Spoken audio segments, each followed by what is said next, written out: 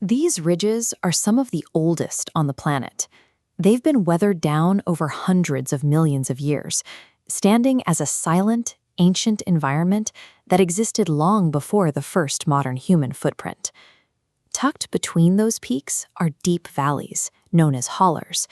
The rugged terrain naturally cut human settlements off from the outside world, forcing families to rely on knowledge passed down through generations, rather than help from the horizon.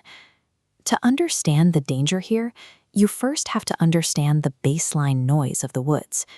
In these hollows, the environment is never truly quiet. It's a chaotic wall of cicadas, wind through the canopy, and the constant movement of wildlife. For those who live here, that background noise is a vital sign of a healthy ecosystem. As long as the woods are loud, the world feels safe. But the pulse of the mountain can change in an instant. The real threat doesn't begin with a sound. It begins when the forest suddenly holds its breath. There is a phenomenon locals call panic in the woods. Without warning, the wind dies. The crickets stop. Every bird goes silent at once, plunging the forest into a frozen, unnatural vacuum. That silence triggers a primal biological alarm. Your body instantly recognizes a chilling reality your eyes haven't caught yet. A massive apex predator is close enough to have terrified every other living thing into hiding. Survivors often report an inexplicable sensory shift following the silence.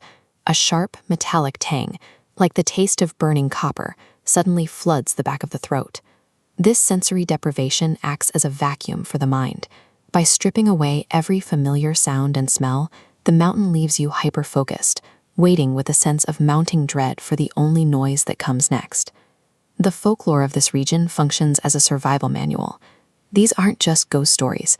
They are a set of protocols developed over centuries to navigate the dark. The first rule is absolute. Never whistle at night. In a place where sound carries for miles, projecting your exact coordinates is an invitation for things in the brush to find you. The second rule is harder to follow. If you hear a voice calling from the tree line, even if it sounds like your mother or a friend, you must never answer it. These entities stay just out of sight, using the edge of the woods to hide physical features that don't quite follow the laws of biology. They don't hunt with claws or raw speed. They wait for you to make a mistake, using human curiosity and the urge to help someone in distress to lure you off the porch. This is the core of the mimic's trap. It doesn't just make a sound. It replicates the specific frequency and cadence of a loved one, a father or a child, crying out for help. Your brain enters a logic loop. You know your father is inside, but your ears hear him in the brush, begging for help. To break your resistance, the voice uses private nicknames, forcing an emotional panic that overrides your logic. The entity stays hidden, allowing emotional pressure to build until the victim feels they have no choice but to step into the tree line to investigate. This works because it weaponizes our greatest evolutionary strength. It targets the human instinct, turning it into a fatal flaw. You can know the legends, you can know you're hunted, but when the voice in the dark sounds exactly like your child, logic becomes very easy to ignore. When these creatures are seen, the brain struggles to categorize them. Consider the knot deer, a creature that looks like a normal herbivore at a distance, until you notice its eyes are forward-facing, like those of a wolf or a mountain lion. In a flash of lightning, you might see the silhouette of a fleshgate.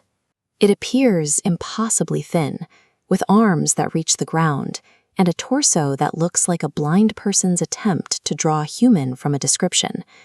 These proportions trigger an immediate, visceral revulsion. Your pattern recognition system knows it's looking at something meant to look like a person, but failing the test. This distortion is the entity's true form. It doesn't belong to our reality. It's an imitation that only understands the general shape of a human, but missed the essential details of what makes us look alive. If you survive following the rules, if you stay in the light and ignore the calls, the creature eventually retreats.